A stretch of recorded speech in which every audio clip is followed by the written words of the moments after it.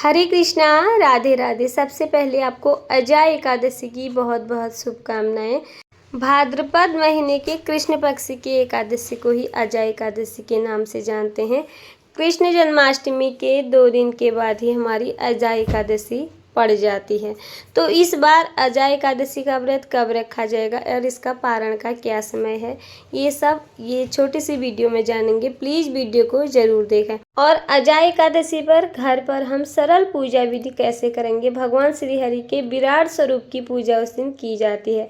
भगवान विष्णु को एकादशी समर्पित है और उनकी मूर्ति या प्रतिमा आपके पास न हो तो उनके किसी भी स्वरूप की पूजा आप एकादशी पे कर सकते हैं।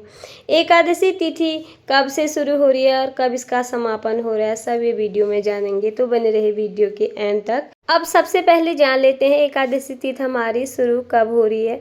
29 अगस्त रात्रि को 1:19 पर हमारी एकादशी शुरू होगी। एकादशी तिथि का समापन होगा 30 अगस्त 1:37 पर। इस एकादशी तिथि का समापन हो जाएगा। उदया तिथि के अनुसार अजा एकादशी का व्रत 29 अगस्त दिन बृहस्पतिवार को ही रखा जाएगा।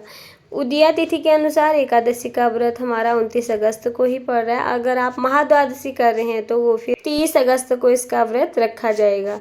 तो सबसे पहले हमने पूजा में दीपक प्रज्वलित करा। दीपक प्रज्वलित करके ही हमारी पूजा शुरू होती है। भगवान श्री हरि विष्णु माता लक्ष्मी की मूर्ति विग्रह को हमने अभिषेक किया, पहले शुद्ध जल से। फिर हमने आज गंधोदक स्नान किया। भगवान जी को चंदन घोल के उसी से अभिषेक कराया है, क्योंकि ये एकादशी बृहस्पतिवार को शुरू हो रही है और इसलिए मैंने यहाँ पर श्री हरि की मूर्ति विग्रह को गंधोदक स्नान यानी चंदन से स्नान करा लिया है। आप चाहे तो पंचामृत से भी अभिषेक कर सकते हैं। उसके बाद भगवान जी की मूर्ति विग्रह को हम अच्छे से साफ कर लेंगे। नीचे से एक आसन देंगे भगवान जी को बैठाने के लिए और उसी आसन में विराजमान कर देंगे। ये पूजा मैं वहीं पर कर रही हूँ जहाँ पर मैंने जन्माष्टमी की पूजा कर रखी थी, क्योंकि अभी भगवान श्री कृष्ण की छठी भी आने वाली है, उसकी पूजा भी हमें यहीं पर करनी होती है, इसलिए अभी तक चौकी नहीं उठा रखी है। तो भगवान और माता लक्ष्मी को हमने विराजमान किया। अगर आपके पास इस तरह की तस्वीर या मूर्ति विग्रह हो तो माता लक्ष्मी को भी पूजा में ज़रूर शामिल करें। सबसे पहले हम भगवान श्री गणेश जी की पूजा करेंगे और उनको मैंने तिलक कर लिया था, उनका अभिषेक पहले हो चुका था। लाल रोली से माता लक्ष्मी को तिलक किया, पीले चंदन से भगवान श्री हरि को तिलक किया और भगवान श्री गणेश जी को भी लाल रोली से ही हम तिलक कर देंगे। तिलक करने के बाद हम एकादशी पे सफ़ेद तिल यानी काले तिल, 2 प्रकार के तिल होते हैं, आप जो भी आपके पास उपलब्ध हो उनका प्रयोग कर सकते हैं। वैसे पूजा में सफ़ेद तिलों का प्रयोग किया जाता है। चावलों का प्रयोग एकादशी पे निषेध है।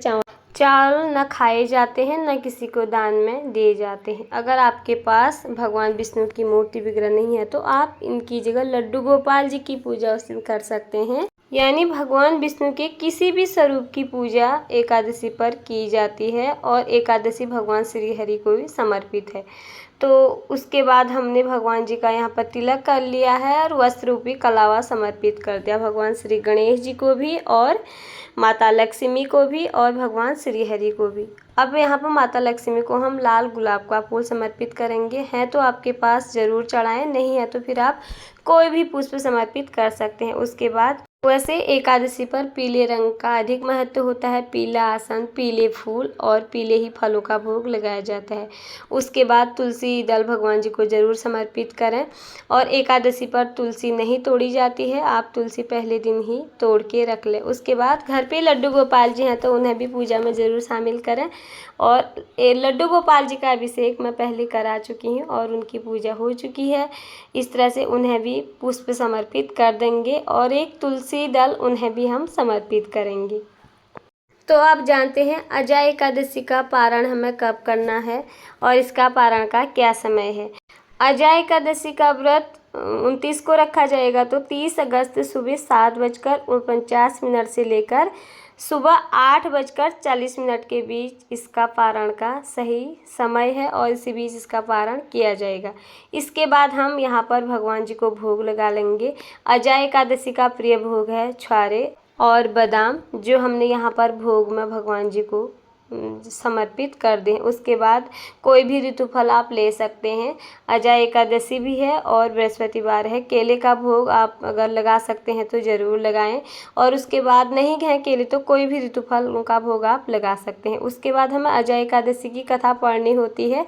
हाथ में थोड़े से तिल और पुष्प लेकर इस तरह से हमें अजय एकादशी की कथा ज़रूर पढ़नी है। कथा पूरी होने के बाद जो हाथ के तिल और पुष्प हैं वो भगवान श्री हरि के चरणों में समर्पित कर देनी है। कोई भी व्रत हम करते हैं तो उसकी कथा भी हमें ज़रूर पढ़नी होती है और इसी से हमारा व्रत पूर्ण भी होता है। और वैसे भी अजय एकादशी हमें भौतिक सुख प्रदान करने वाली होती है। सब तरह की सुख हमें ये एकादशी प्रदान करती है।